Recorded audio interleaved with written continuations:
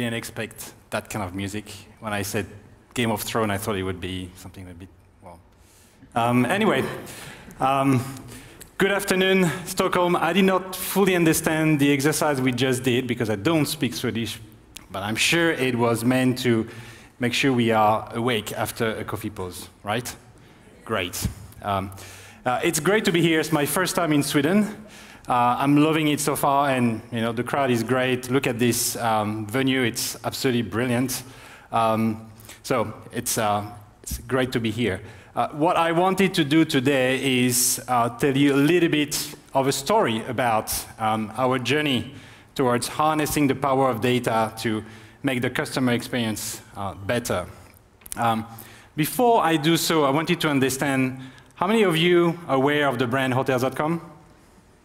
Wow, looks like our marketing team has done a great job here.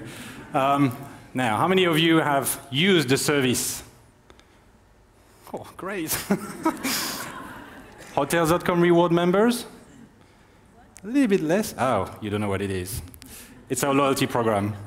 Okay, great. For those of you who don't know, like I always say, it does exactly what it says on the tin, Hotels.com. We sell hotels online. And obviously, the customer is at the heart of everything we do.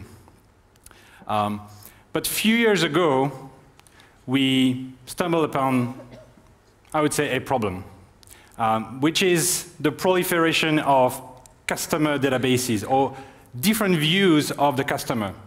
And when I speak to others in the industry, whether it's travel industry or any other industry, as long as you have a customer, as long as you have marketing teams, that kind of problem happens. You have different views, different departments have different views of that one customer. He or she might be one person, but there are different views of them.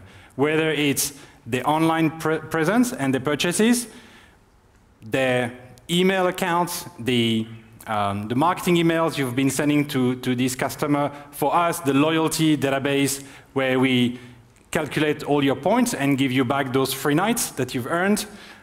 Even the warehouse version of the customer where we put together trending reports and all sorts of dashboards for the management.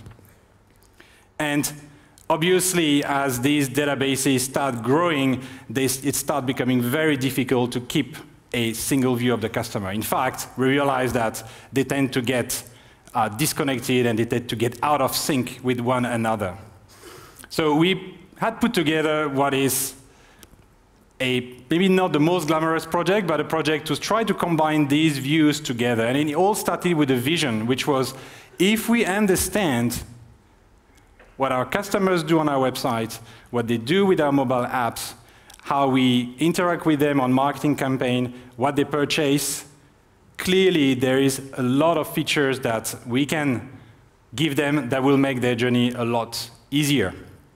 So we set about, in this journey, about 3-4 years ago, started to put together this vision, and obviously very quickly we realized that we needed budget. So budget means you need to go to the board. So we went to the board and we had what we call a use case-based ROI model. We basically told them, these are all the use cases we can deliver to the site, and we think we're going to get that kind of revenue. So if you are happy to fund this project, this is the type of reward that we will deliver at the end of the project.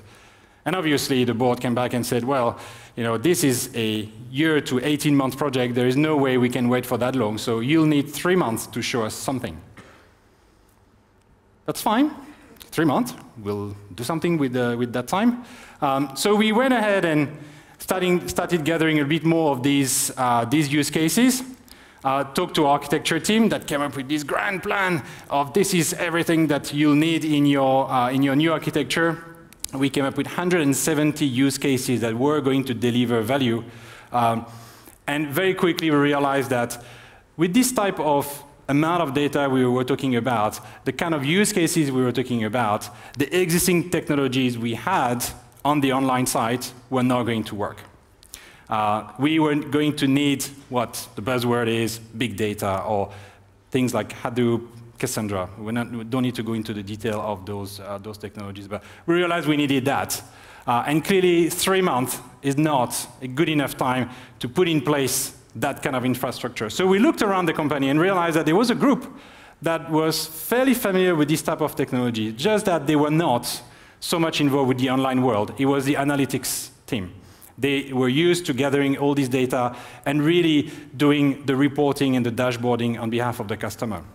And so we went and talked to them, and we went from what I call, this is the world that I was used to, where we had these online systems, sending data over the fence to these offline big data systems, and they were crunching data, coming up with reports, dashboards, what have you. And we quickly realized that we could partner together and do what we call a friendly collision between the online and the offline world. Meaning that we will still send a whole bunch of data to this offline world. We will get insights and bring those back to the online world so we can use that for the online platform. Because obviously the characteristics of these warehouse platforms is that they're not real-time. You can't just query them real-time. So we started to realize that there was a lot of synergies. And in fact, this synergy is, I would say, pretty obvious when you look at how the analytics world has evolved over the last few years. We started with what we call, what Gartner calls, descriptive analytics, which is basically understanding what your customers are doing on the site, which page they visited, whether they've placed an order, whether they've created an account. You know what basically users are doing on the site. That is really describing what your customers are doing. And then you move to the next stage, which is more diagnostic. For a site like us, diagnostic is, all right, so this customer chose that hotel versus this hotel. What happened? Why did that happen? And so we start formulating a diagnosis on why it chose that hotel versus this. Was it a number of reviews? Was it star rating? Was it price? Was it the photos? And based on that, we can derive a methodology to improve the user experience, because we understand what makes user tick, what are the features that they like. But that's just the tip of the iceberg. Then we start going into the third one, which is predictive analytics. Knowing all of that, how can we predict what customers are going to do? How can we be as accurate as possible and understanding that based on certain type of search query, certain type of customer background, a customer is likely to choose product A or product B? And then obviously the holy grail is how can we influence that? And when I say influence, I'm not saying we're trying to get as much money from the customer as possible, but how can we get as quickly as possible through the funnel so that the customer has a very compelling choice in front of him or her, and it becomes a very obvious purchase decision for them. So, and what we realized is that the use cases we were talking about were all on the right up there. Basically enabling these new use cases around prescriptive analytics. And in fact, at the end of the day, what are we all trying to do? We're trying to tune at the right frequency. Now, that analogy might not sound so straightforward, but bear with me a second. For those of you who are in at least their 40s like me, you might have seen this type of radio receivers. And I remember I have fond memories of going in camping with my dad, in fact my whole family, and every morning we had a ritual. We would go and have a shower in those common showers with my dad, and he would take his little radio receiver, he would put it on the sink and would start shaving. And my goal was to tune the radio exactly at the right frequency. And remember those, it was like if it was just before, you would have all this noise. If it was just after, you also have noise. It was only at the right frequency that you would get the signal. Well, in fact, in e-commerce, it's pretty much the same. When a consumer is on your website looking at options, whether they can't find the information they need, or the price is not exactly right, or the configuration of what they're looking for is not exactly right, or there is something that is missing, they don't know where to find this information, that is all noise for the customer. And our goal in e-commerce is to try to reduce that noise as much as possible to be right at the right frequency so that the message is very clear. That's exactly what the customer is looking for, and that's exactly how you are going to have a compelling story. So at the end of the day, it's all about how can we adjust the frequency of the information to what the customer is interested in. So that was our early stages of getting the tools and the analytics team on board. But then obviously, once you start getting data, you're only going to start delivering on your promises if you start exploiting the data. You have no idea how many analysts, big data scientists come to me and say, I want more data, I want more data. But at the end of the day, if you don't use your data, the data is just sitting there and is not being useful. So using the data is important. The other one that you tend to sometimes overlook is the quality of the data. Again, many times marketeers come to me with a request, can I use that data set? And I will tell them, yes, not a problem. You know, I don't own the data, the company owns the data. So you can absolutely use that data set, but be careful because it's not completely accurate, or there is some missing data, and they usually say, yeah, no problem, a bit of data is better than no data. Well, there's a danger there, which is that if you start 6 months later, you realize that there's a report that is built upon layers and layers of data that is, and the foundation is that data set that you said at the first place was not very accurate. So again, you can't have absolute accuracy in your data, but it's always good to understand how accurate it is. So then you can drive corresponding behaviors. You know, if the data is less than 80, 90% correct, decision making has to be, you have to think about how your decision making works, and you can't just rely on the data. So it's important to think about the accuracy of your data. So once we had the data, started exploiting it, there are a few use cases that we started to deliver early on. I'm going to show you a couple of them. The first one is this whole bunch of use cases around visualization. When you start understanding what your customers go through, what they do with some level of accuracy, you can start playing around with data and visualize it in a very interesting manner. This is an example of a simple visualization of customers from a country booking a hotel in another country.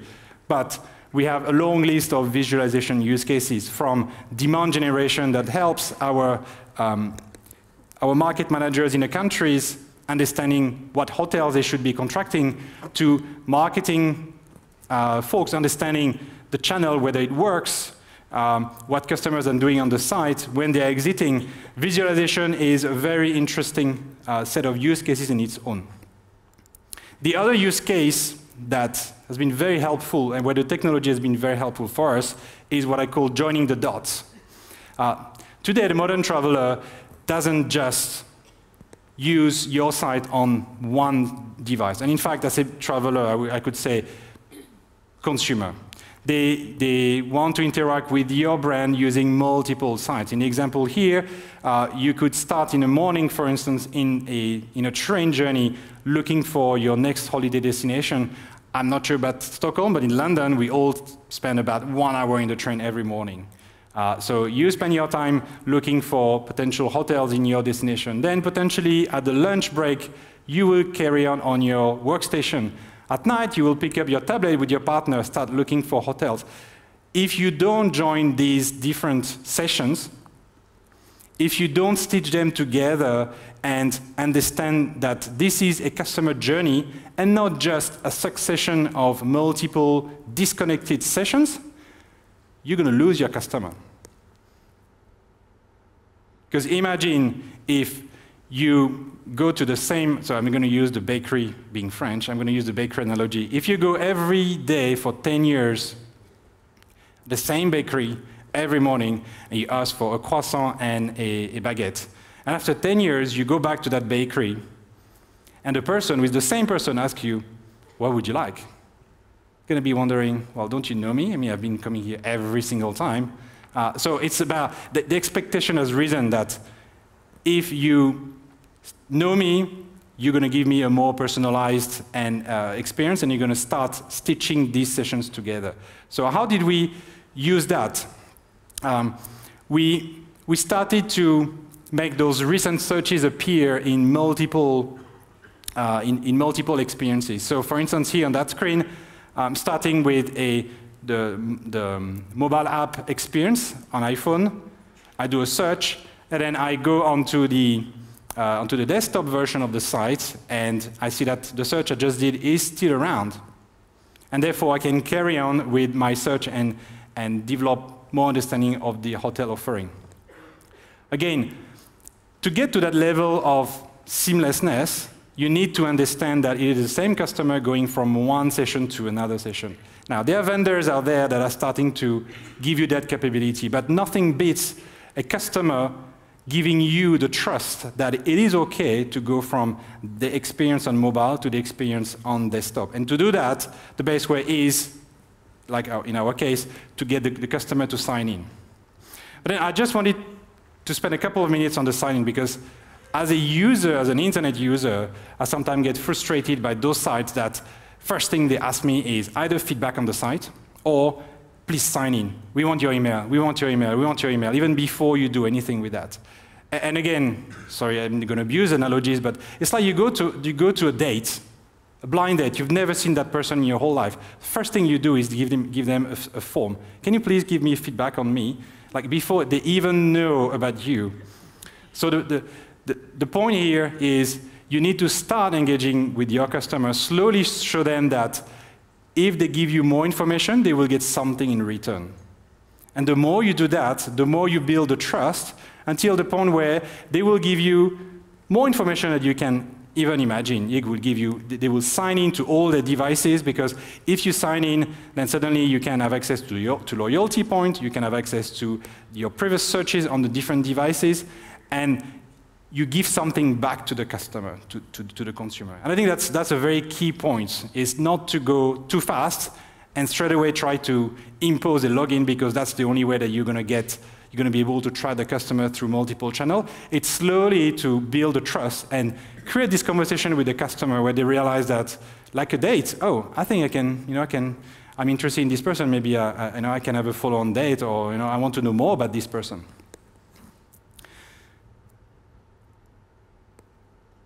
This multi-device journey is not something new. It's not something we just made up. I've found some data that is 2014, which in internet age is fairly old, where we realized that both from a Google side and even from our own data, realized that customers they will start their journey on one device, and about 8 to 10% of the time they will end up booking on another device. And what we had found out at that time is that if they started on a mobile device, then the proportion of them booking on another device jumps to about a third. So a third of these customers who started something on a mobile device ended up booking on a different device. So the importance of making sure that transition is seamless is very, very key. In today's number, I would say this has jumped to probably 50%. Customers are very used, they're starting to raise the expectation about the fact that you will have a seamless experience across multiple devices, so they will expect that they will switch from one to another and they will continue their transaction. So these are some of the couple of early use cases that we built. And as we build those use cases, what did we do? Test, test, test. I can't emphasize enough how important testing is, because we realized that when we thought we had a good formula, we changed something and realized that, oh, it was even better.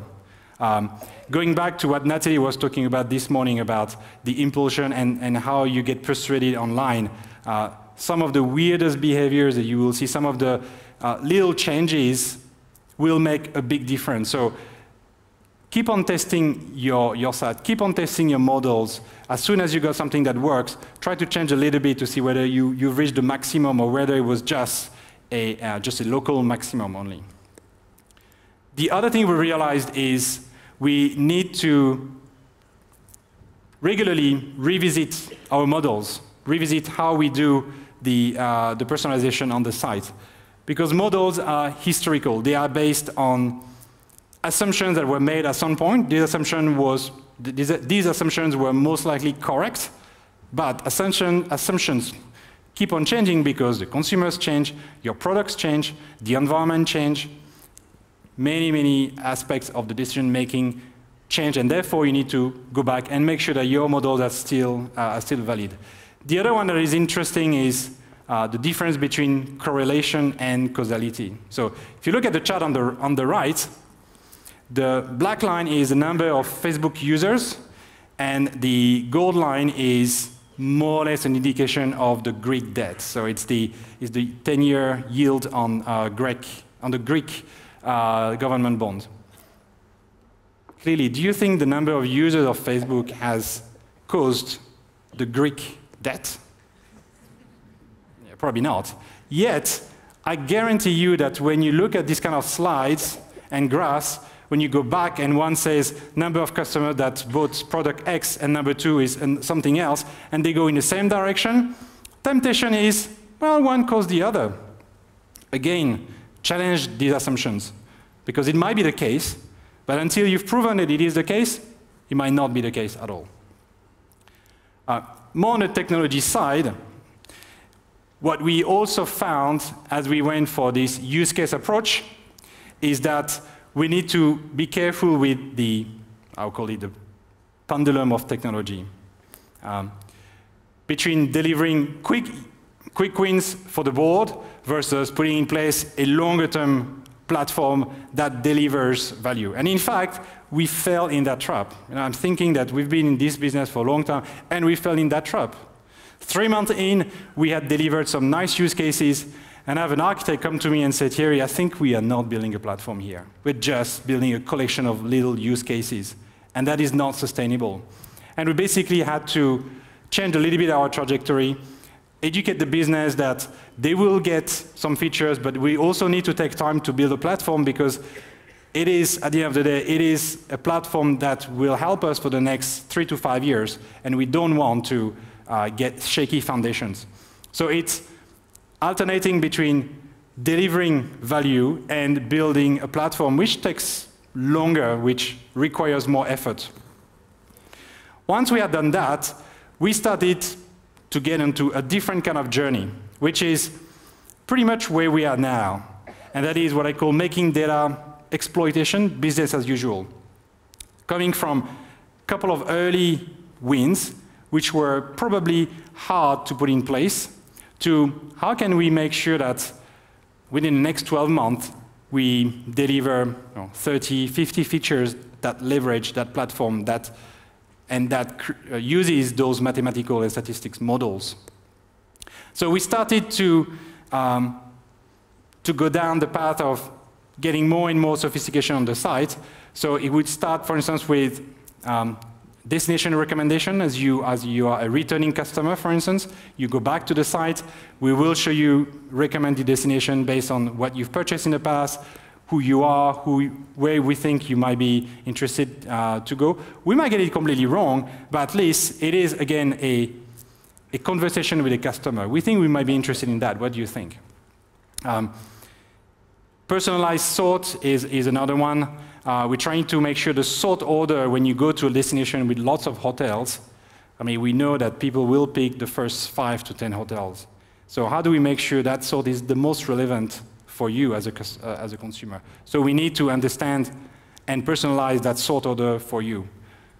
Filters, again, you always filter by 4 or 5 stars. Maybe that tells you something about you. Maybe we can default some of those. So there's a lot of use cases. There's one that Natalie talked about this morning, which is scarcity, and we've been playing a little bit with that, with urgency messages. If you know that at this very point in time, there are 50 people that are looking at a property detail page for the same date on that particular hotel, and there's only 2 rooms left, what are you going to do? Are you going to dilly-dally? Are you going to wait for longer? Or is it going to create a sense of scarcity where you are likely to purchase a little bit more? Another technique we use is social proofing. Again, going back to the talk this morning, social proofing is about ensuring that you're not the only one looking at a destination or a hotel. So we'll tell you 500,000 people have been looking at London as a destination, Stockholm as a destination in the past 5 days. That makes you feel good about the fact that, okay, I know that I'm not the only one looking at that. And we're not making up these numbers. We are counting on the side. We're using those systems that I mentioned to make sure that it's as accurate as possible so that we can give the experience back to the customer. The last one I wanted to mention is cross-sell module, which, again, we use a technique called collaborative filtering, where again, it's something that you're very familiar with in Amazon. People who like this also like that. Again, we look at the hotels you're looking at, understand a little bit who you are, if we can, and try to collaborate with users that are a bit similar to you that have seen similar hotels. What other hotels have they seen? And we will put those at the bottom. And I found that, surprisingly, as a consumer, these hotels usually appeal to me. And there's a reason for that. It's because people who have similar pattern, purchase pattern and browsing pattern as me have seen similar hotels. So these are some of the use cases we've delivered. And now, really, the holy grail for us is to get into what I call the algorithm lifecycle, where we have a virtuous cycle of learning, shipping data to a algorithm playground where we have data scientists playing with the data, understanding the patterns, and translating that into code that can be moved to the site, getting the learnings back and forth and back and forth. And for that, one technology has been extremely useful for us, and it is cloud, because on cloud, you can pretty much stand up a new environment very, very quickly. You can ship all the data there, get all the learnings. There are many new technologies that are available. The pace of innovation is extremely fast, and you don't have to invest internally. If you have a data center, for instance, you don't have to invest internally in those technologies. So to wrap it up, I tried to look at the various stages of our journey towards big data, and I think we have by no means reached our destination. Our destination is far in the future, but at least we are starting to make good progress in that stage. So from a vision to putting in place a ROI that is based on use cases, to putting in place earlier platform, start exploiting the data, move to data as business as usual. But the important thing is throughout this process, it's important that you continue delivering value, you continue communicating your capabilities to the rest of the organization. These are some of the use cases we've used and we've delivered. You know, could it apply for you, for instance?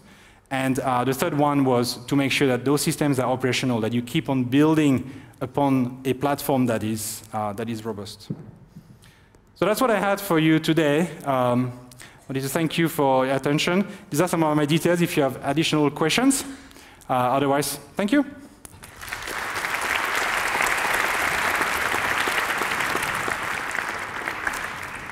Merci beaucoup. Je vous en prie. Do we have any questions? The editorial staff, do you have any questions? Yeah, there's been a lot about comments about understanding data and being the subject and all. But there's also been thoughts about the quality of data and what ways there are of assuring the quality of the data that you use and how you work with that.